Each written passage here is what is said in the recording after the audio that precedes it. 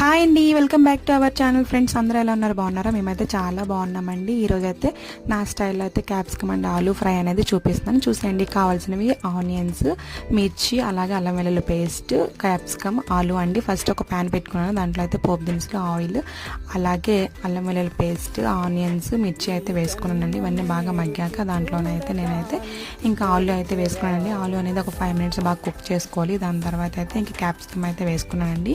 Capsicum మొత్తం కలిపినాక ఇంకా అందులో సాల్ట్, ఇంకా కారం, పసుపు ఇవన్నీ వేసి బాగా కలుపుకున్నాను అనమాట. ఇంకా కలుపుకున్నాక మూత పెట్టేసానండి. ఇంకా 5 minutes తర్వాత మళ్ళీ మూత తీసేసి మొత్తంగా కలుపుకోవాలన్నమాట.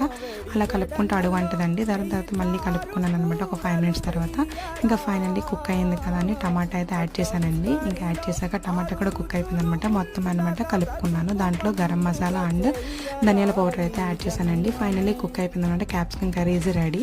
మీ ఇంట్లో పిల్లలు కనుక తినకపోతే ఇలా ట్రై చేయండి తప్పకుండా.